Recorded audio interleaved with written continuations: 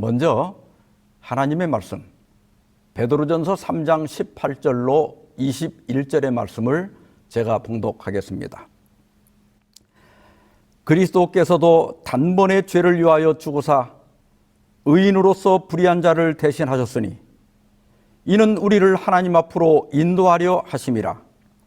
육체로는 죽임을 당하시고 영으로는 살리심을 받으셨으니 그가 또한 영으로 가서 옥에 있는 영들에게 선포하시니라. 그들은 전에 노아의 날 방주를 준비할 동안 하나님이 오래 참고 기다리실 때 복종하지 아니하던 자들이라. 방주에서 물로 말미암아 구원을 얻은 자가 몇 명뿐이니 겨우 8명이라. 우리는 이번 기회에 진리의 말씀을 옳게 분별하라, 이런 주제로 신약 성경의 난해 성경절들을 연구해 왔습니다. 오늘은 마지막 시간으로 옥에 있는 영들에게 전도하신 예수님, 이런 제목으로 말씀을 드리고자 합니다. 단테의 신곡, 아마 읽어보셨거나 책 이름은 알고 계실 겁니다. 신곡은 단테가 죽기 1년 전에 완성한 서사시입니다. 본래 이름은 코미디, 즉 희극인데 일본 작가 모리 오가이가 신성한 노래라는 뜻을 가진 신곡이라고 번역해서 그대로 쓰이고 있습니다. 신곡에서 단테는 고대 로마 최고의 시인인 베르길리우스를 따라서 사후세계, 즉 지옥과 연옥과 천국을 여행합니다. 이 신곡은 에덴 동산에서 뱀이 주장한 영혼 불멸 사상이 헬라, 또 알렉산드리아, 유대교를 거쳐서 카톨릭 교회의 교리로 집대성된 후에 민속 신앙으로 자리 잡는 데 크게 기여하였습니다. 단테는 먼저 지옥에 들어가는데요, 그 지옥문에는 모든 희망을 버리라는 글귀가 써 있습니다. 그리고 9층으로 된 지옥을 여행한 후에 연옥으로 갑니다. 연옥은 7개의 둘레길이 있는 산으로 되어 있습니다. 그리고 각 둘레길은 7가지 대죄를 지은 영혼들이 고통을 통해서 정화되는 곳입니다. 먼저 교만의 죄를 지은 사람은 무거운 돌을 지고 허리를 굽혀서 땅에 새겨진 겸손을 묵상함으로 정화됩니다. 시기 질투의 죄를 지은 사람은 매 사냥꾼이 매의 눈을 꿰매서 침착하게 만드는 것처럼 눈을 철사로 꿰매서 시기심을 가지고 다른 사람을 바라보지 못하게 하고 관대함을 배워서 정화됩니다. 분노의 죄를 지은 사람은 분노를 상징하는 짙고 매운 연기 속을 걸으면서 온유함을 배워서 정화됩니다. 나태의 죄를 지은 사람은 쉬지 않고 최고 속도로 계속해서 질주함으로 열심을 배워 정화됩니다. 탐욕의 죄를 지은 사람은 손발이 묶인 채로 땅바닥에 엎드려서 물질에 매인 것이 얼마나 비참한 것인가를 깨달음으로 정화됩니다. 탐식의 죄를 지은 사람은 손이 닿지 않는 과일나무에 둘러싸여서 극심한 갈증과 배고픔을 겪으면서 절제를 배워 정화됩니다. 마지막으로 음욕의 죄를 지은 사람은 뜨거운 불길에 둘러싸여 음욕을 불태움으로 정화됩니다. 죽어 연옥에 간 영혼이 이런 과정을 거쳐 정화되면 모든 죄가 씻겨져서 천국으로 갈 수 있습니다. 그런데 연옥에 머무는 기간이 영혼마다 다릅니다. 자기가 짓지 않은 죄는 그냥 통과할 수 있고요. 그리고 참 재미있는 게 뭐냐면 연옥에도 패스트트랙, 지름길이 있습니다. 단테가 만난 어떤 영혼은 자기 가족이나 친지들이 기도를 해주지 않아서 연옥을 빨리 벗어나지 못한다면서 이승에 돌아가면 자기 가족들에게 자기를 위해 열심히 기도해 달라더라고 전해달라고 합니다. 그리고 단테가 그 연옥의 끝에 거의 다 왔을 때 죽은 지 얼마 안 됐는데 벌써 거기에 와 있는 영혼을 만납니다. 그 비결은 이승에 있는 가족들이 끊임없이 기도한 덕분입니다. 그래서 연옥을 믿는 가톨릭 교회에서는 죽은 가족을 위한 기도가 매우 중요합니다. 그런데 사실 7대 죄악에 대한 이러한 정화는 지금 우리가 살아있을 때 해야 할 과정입니다. 죽고 나면 이런 정화의 과정이 결코 없습니다. 그리고요, 루터의 종교개혁은 바로 이 연옥설 때문에 일어납니다. 독일 도미니크의 수도사이면서 유명한 설교가인 요한 테첼은 교황 레오 10세로부터 특별 면죄부를 홍보하도록 위임을 받게 됩니다. 그 당시 면죄부는 베드로 더 대성당을 짓는 데 필요한 자금을 조달하기 위한 것이었습니다. 테첼은 면죄부를 판매하는 데 아주 탁월한 재능을 보였습니다. 그는 말하기를 면죄부를 사면 자신의 죄를 용서받을 뿐 아니라 연옥에 있는 부모, 친지들의 영혼들이 그 동전이 헌금함에 떨어져서 짤랑 소리를 내는 순간 연옥에서 튀어나온다고 가르쳤습니다. 면죄부 값은 신분에 따라 달랐습니다. 왕과 왕비, 대주교 이런 분들은 25플로린, 상인은 3플로린, 가장 가난한 신자는 4분의 1 플로린이었습니다. 플로린은 금화 단위인데요. 1플로린에는 약 3.5g의 금이 함유되어 있었다고 합니다. 정확하진 않지만 챗 GPT로 계산을 해보니까 금 1g당 60달러로 계산하면 왕과 왕비, 대주교는 약 630만 원, 상인은 75만 원, 가난한 신자는 6만 원 정도를 내면 면죄부를 살 수 있었습니다. 비텐베르크 대학의 신학 교수인 루터는 이러한 면죄부 판매에 크게 분노했습니다.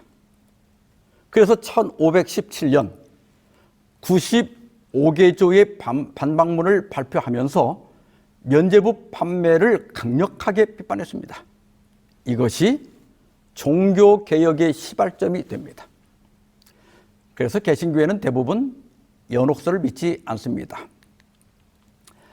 오늘 본문은 신약 성경에서 가장 난해한 성경절입니다. 특히 오늘 본문 중에서 육체로는 죽임을 당하시고 영으로는 살리심을 받으셨으니 그가 또한 영으로 가서 옥에 있는 영들에게 선포하시니라. 이 구절이 매우 혼동을 주는 구절입니다. 얼핏 보면 십자가 이후에 예수님의 육체는 죽어서 무덤에 계셨지만 영으로 부활하셔서 연옥에 가서 노아 당시에 멸망했던 사람들의 영혼들에게 전도한 것처럼 보입니다. 그러나 이러한 해석은 성경의 다른 진리들과 명백히 상충됩니다. 만일 성경의 표현 그대로 해석을 가하지 않고 그대로 예수님의 영이 옥에 있는 영들에게 전도하셨다면 첫째, 결과적으로 영혼 불멸설이 옳게 됩니다. 여러분들이 잘 아시는 것처럼 영혼 불멸설은 성경의 가르침이 아닙니다.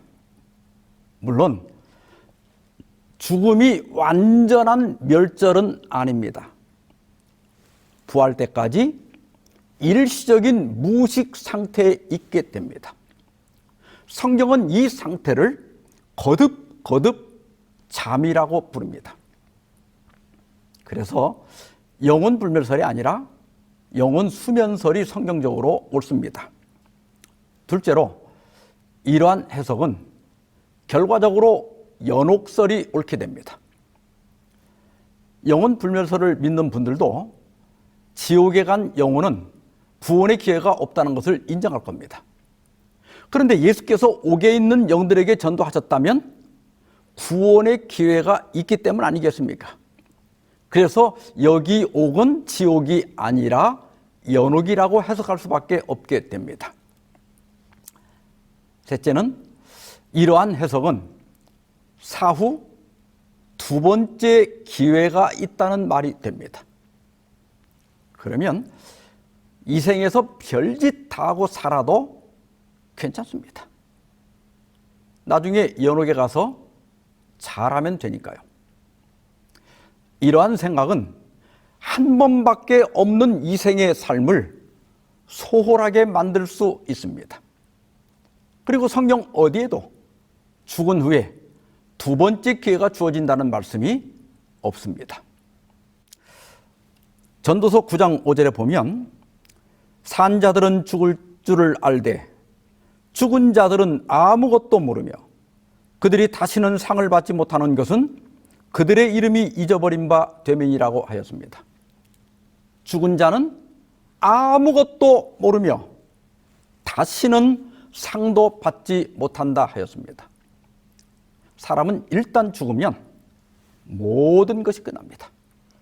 다시 만회할 기회가 없습니다. 또한 히브리서 9장 27절에도 한 번 죽는 것은 사람에게 정해진 것이요 그 후에는 심판이 있으리라고 하였고요.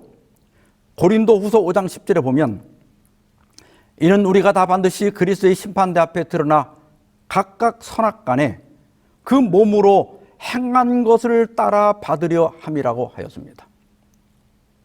죽은 후에는 기회가 있는 것이 아니라 심판이 있을 뿐입니다.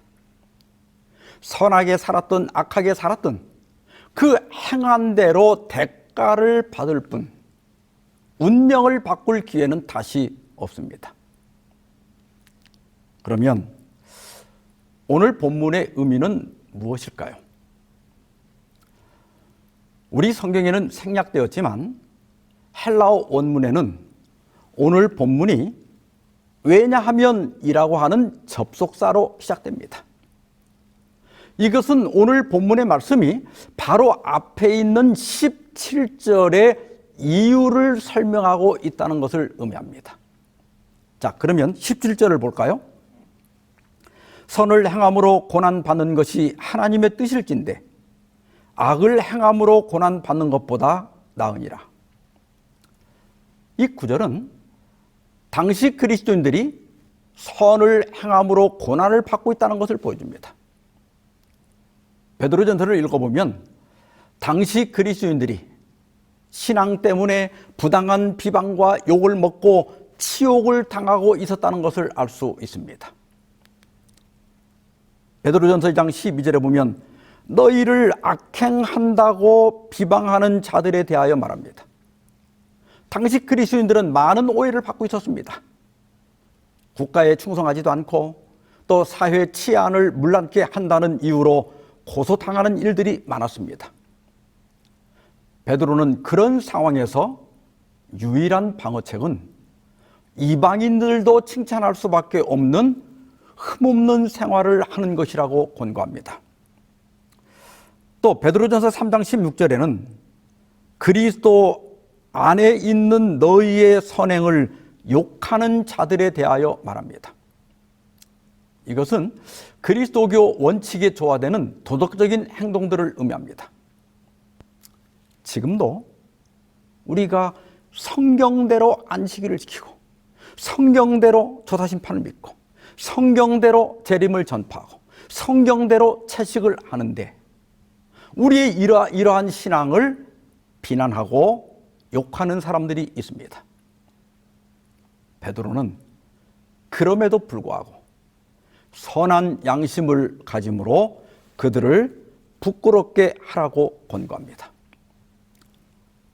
그리고 베드로전서 4장 14절에는 너희가 그리스도의 이름으로 치욕을 당하면 복 있는 자로다. 영광의 영 곧 하나님의 영이 너희 위에 계심이라고 하였습니다. 그때나 지금이나 그리스도인들은 예수쟁이로 조롱을 받았습니다. 그러나 베드로는 그런 조롱을 받는다는 자체가 내가 성령의 지도를 잘 따르고 있다는 증거라고 말합니다. 우리가 세상과 타협하고 살면 고난이 없습니다. 박해가 있다는 것은 우리가 진리를 따라 산다는 증거입니다. 각 시대 대쟁서 48페이지입니다. 박해의 불이 거의 꺼진 듯이 보이는 것은 무슨 이유인가? 그 유일한 이유는 교회가 세속적 표준과 타협하여 별로 반대를 받을 일이 없는 까닭이다.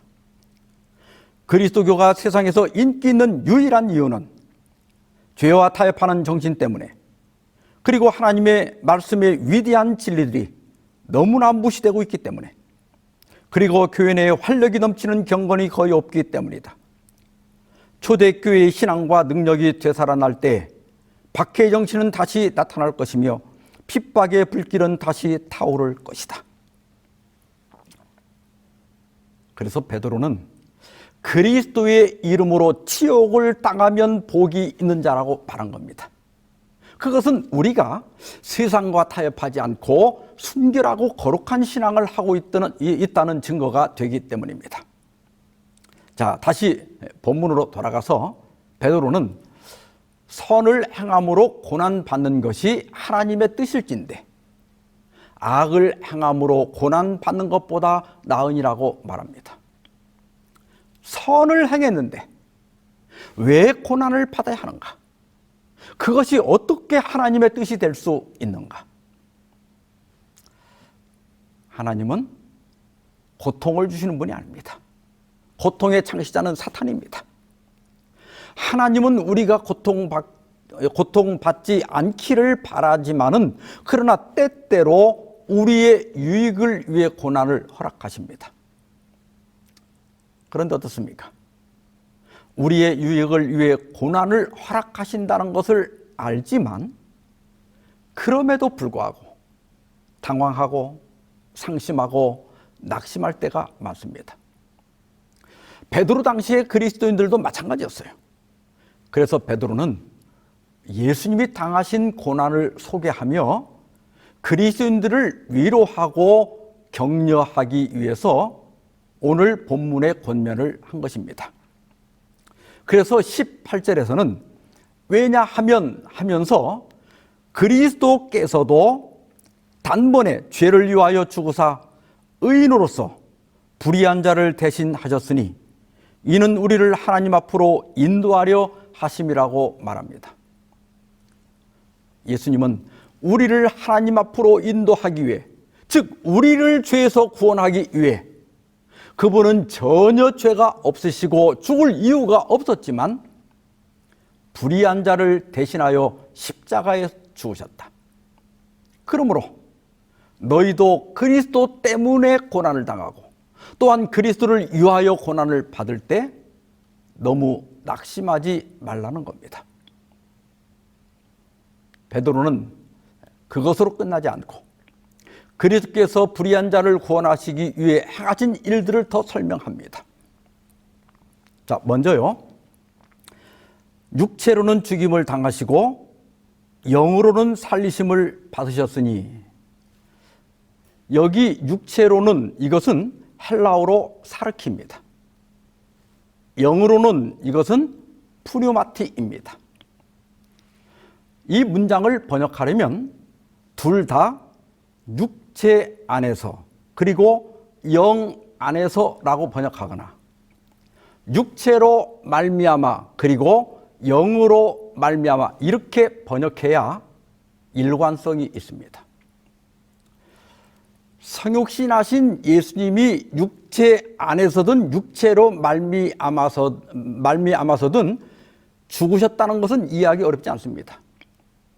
그러나 예수님의 그 부활을 말할 때 영 안에서 부활하셨다고 번역하면 그것은 예수님이 신적 존재로 부활하셨다는 뜻이 되고요. 영으로 말미암아 부활하셨다고 번역하면 그것은 성령으로 말미암아 부활하셨다는 뜻이 됩니다. 이에 대해서 우리 주석은 이렇게 설명합니다. 인간으로 말미암아, 이 말은 육체로 말미암아 같은 뜻입니다. 라는 이 독법은 신약 다른 곳에서는 사용되지 않기 때문에 뜻이 통한다고 보기 어렵다. 신약 다른 곳에서 육체 가운데, 영 가운데나 그에 해당하는 표현이 그리스도에게 사용될 경우, 육체는 인간으로서 그리스도의 지상에서의 존재를 가리키고 영은 부활 후의 신적인 존재로서의 그분의 존재를 가리킨다. 예수께서 이 땅에 오실 때 성육신 하셨습니다. 그리고 그 육체가 십자가에서 죽으셨습니다. 그러나 육체적 죽음으로 예수님의 존재가 사라진 것은 아닙니다. 예수님은 다시 살리심을 받았습니다. 물론 부활 후에도 인성을 간직하고 계셨지만 본래 그분이 가지고 계셨던 영적인 존재로 부활하신 겁니다. 이러한 사실은 고난을 당하는 우리에게 큰 위로와 힘이 됩니다. 죽으셨던 예수님이 부활하셔서 계속 살아계신다는 이 엄청난 사실은 아무리 심한 박해를 할지라도 우리의 존재를 영원히 끝장낼 수 없다는 사실을 보증하는 것입니다. 그리스도께서 죽음을 이기셨다는 사실은 그리스도의 고난에 동참하는 사람들도 불시험을 이기고 승리할 수 있다는 확신을 주는 것입니다. 자, 이제 19절입니다. 그가 또한 영으로 가서 옥에 있는 영들에게 선포하시니라. 자, 이제 우리는 가장 난해한 구절을 다루게 됩니다. 여기 그는 예수님이 분명합니다. 예수님이 영으로 가서 옥에 있는 영들에게 선포하셨다고 했는데요. 여기 영은 무엇이며 또 옥에 있는 영들은 누구이며 언제 가셨는가 하는 겁니다. 이 구절이 어려워 보이지만 사실 해석이 쉬운 구절입니다. 왜냐하면 바로 이어서 예수님이 언제 가셨는지 그리고 옥에 있는 영들이 누구인지를 베드로가 설명하고 있기 때문입니다. 20절입니다. 그들은 전에 노아의 날 방주를 준비할 동안 하나님이 오래 참고 기다리실 때에 복종하지 아니하던 자들이라. 방주에서 물로 말미암아 구원을 얻은 자가 몇 명뿐이니 겨우 8명이라. 옥에 있는 영들은 누굽니까?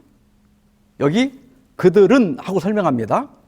그들이 누구냐면 노아가 방주를 준비하는 동안 하나님이 오래 참고 기다리실 때 복종하지 않던 자들입니다. 이것이 키입니다. 19절은 노아 당시에 있었던 일들을 언급하고 있는 겁니다. 이제 하나하나 해석할 수 있습니다. 먼저 예수님이 영으로 가셨다고 하셨는데요. 이것은 어떤 뜻일까요? 베드로전서 1장 11절에 보면 자기 속에 계신 그리스도의 영이 그 받으실 고난과 후에 받으실 영광을 미리 증언하여 누구를 또는 어떠한 때를 지시하시는지 상고하니라. 베드로는 여기서 그리스도의 영, 즉 성령께서 예수님을 통해 이르러 올 구원을 예언하는 구약의 선지자들의 마음을 어떻게 지도하셨는지를 설명하고 있습니다. 따라서 여기 말한 그리스도의 영은 틀림없이 성령을 가리킵니다. 이에 대해 엘렌 화이트는 이렇게 설명합니다. 그리스도께서는 노아 시대의 마귀와 전쟁을 치르고 계셨다. 옛 세상의 거주자들에게 경고와 책망과 초청의 기별을 바란 것은 그리스도의 음성이었다. 따라서 베드로 3장 19절은 이런 내용입니다. 여기 가로 부분에 예수께서 또한 성령으로 말미암아 노아를 통해 가서 옥에 있는 영들에게 선포하시니라. 자, 그러면요, 옥에 있는 영들은 누굴까요? 그들은 노아 당시에 불순종하는 사람들입니다. 노아 시대 사람들을 영이라고 한 것이 우리에게는 좀 이상하게 들릴 겁니다. 요즘 영혼 구원합시다 하면 이게 무슨 뜻입니까? 사람들의 육체는 놔두고 그들의 혼만 구원하자는 뜻입니까?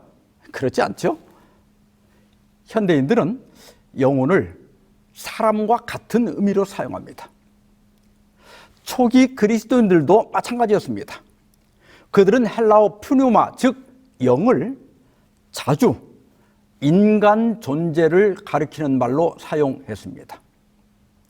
그렇다면 그들이 옥에 있다는 것은 어떤 뜻일까요? 여기 옥은 헬라어로 필라케인데 감시하다, 지키다 그런 뜻입니다. 사람들을 감시하고 지키는 장소가 어디입니까? 감옥이죠. 그래서 옥에 있는 영들은 감옥에 있는 그 당시 사람들을 가리킵니다. 그러면 노아가 실제로 죄를 짓고 감옥에 있는 죄수들에게 전도했습니까? 아닙니다. 그 당시 사람들에게 전도했습니다. 그래서 여기 말한 감옥은 실제가 아니라 상징으로 보는 것이 옳습니다. 창세기 6장 11절 13절에 보면 그때 온 땅이 하나님 앞에 부패하여 포악함이 땅에 가득한지라. 하나님이 보신즉 땅이 부패하였으니 이는 땅에서 모든 혈육 있는 자의 행위가 부패함이었더라. 하나님이 노아에게 이르시되 모든 혈육 있는 자의 포악함이 땅에 가득하므로 그 끝날이 내 앞에 이르렀으니 내가 그들을 땅과 함께 멸하리라. 이 말씀은 홍수 전 사람들이 얼마나 든든하게 죄의 감옥에 갇혀 있었는가를 생생하게 묘사하고 있습니다.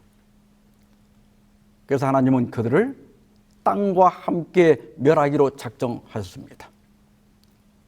베드로 후서 2장 19절입니다. 그들에게 자유를 준다 하여도 자신들은 멸망의 종들이니 누구든지 진자는 이긴 자의 종이 됨이라.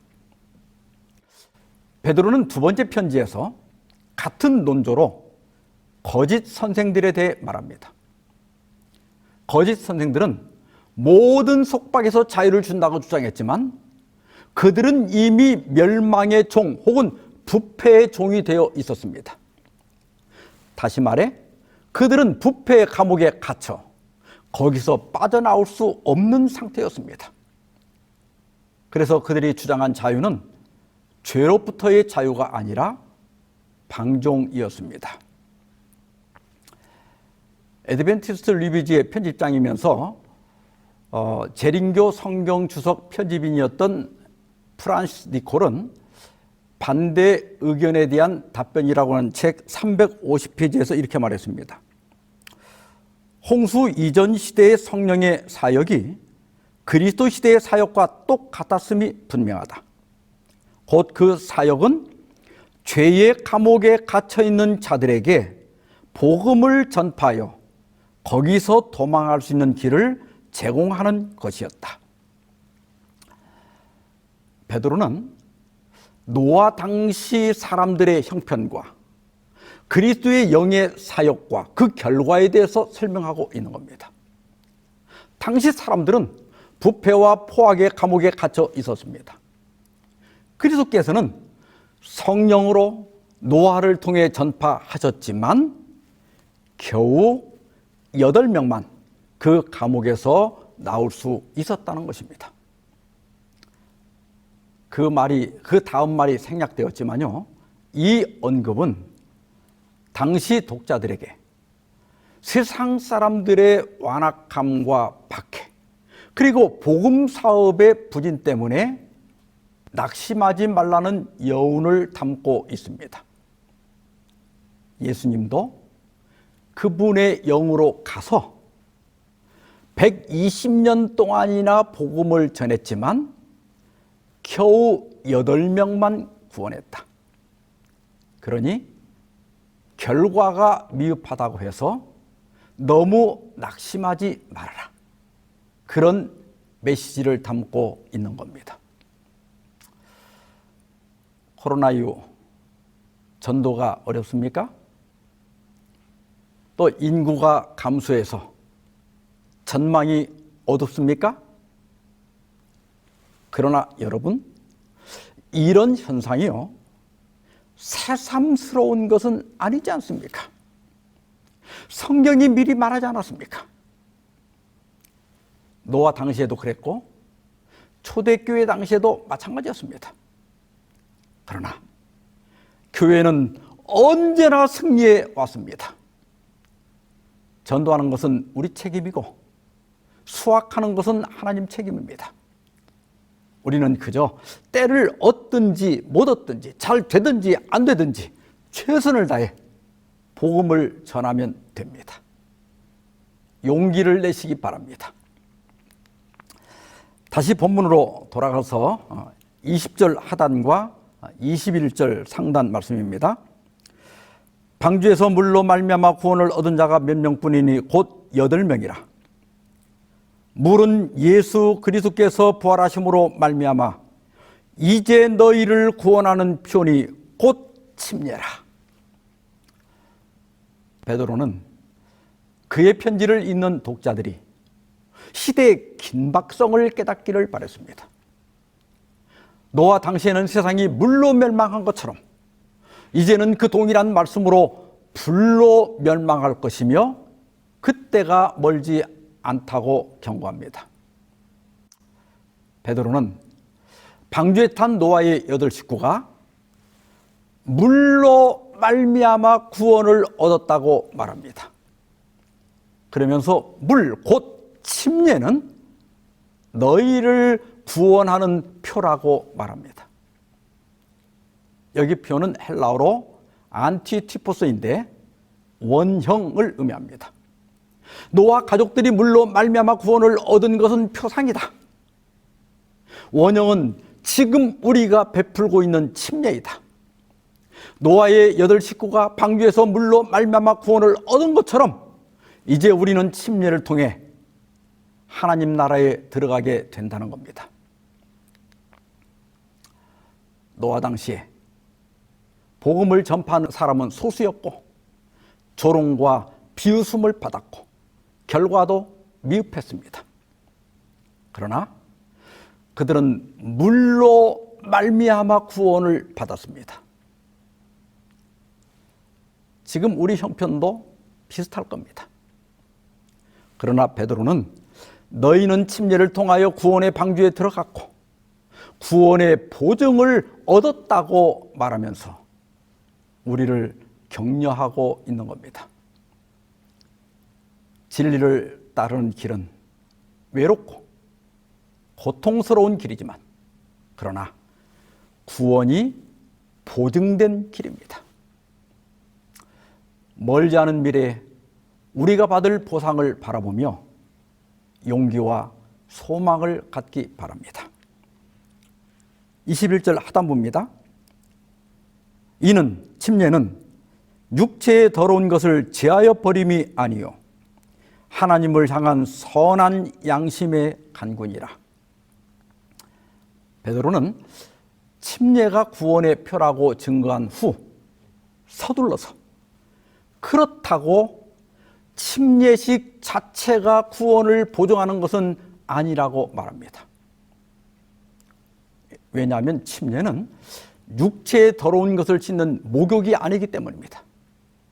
정말 중요한 것은 하나님을 향한 선한 양심의 반응입니다.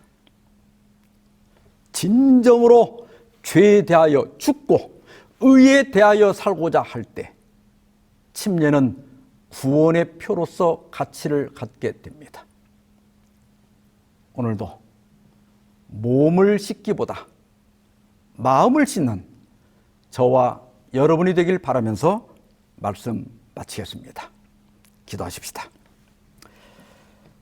자비로운 주님, 사도 베드로를 통해 우리를 격려하시고 힘을 주시니 감사합니다. 우리는 열심히 노력하지만 결과가 미흡하고 복음의 문은 점점 닫히고 있는 이때 죽음을 이기고 승리하신 주님을 바라보게 하여 주시옵소서. 우리의 믿음 때문에 조롱을 받고 치욕을 당할 때 의로운 자로서 불의한 자를 대신하신 주님을 생각하게 해 주시옵소서. 노아의 8 식구를 물로 말미암아 구원하신 주님, 우리 또한 물 곧 침례를 통해 구원받게 하여 주시옵소서. 진정으로 죄에 대해 죽고 의에 대해 살게 하여 주시옵소서. 이 모든 말씀을 우리 주 예수님의 이름으로 기도하옵나이다. 아멘.